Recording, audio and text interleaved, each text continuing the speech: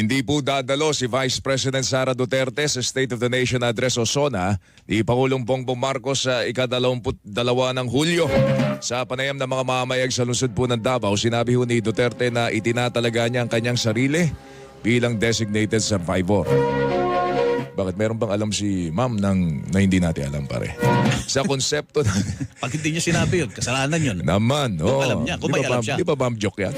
Sa konsepto ho ng designated survivor sa Amerika, pinaliliban ang isang opisyal na kasama po sa line of succession. Mula ho sa pagdalo ng pagtitipon na pupuntahan po ng Pangulo.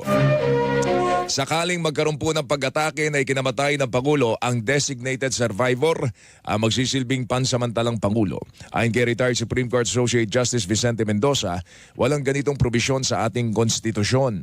Sinabi naman ni retired Supreme Court Associate Justice Adolf Ascuna na tama lamang ang desisyon ng Vice Presidente.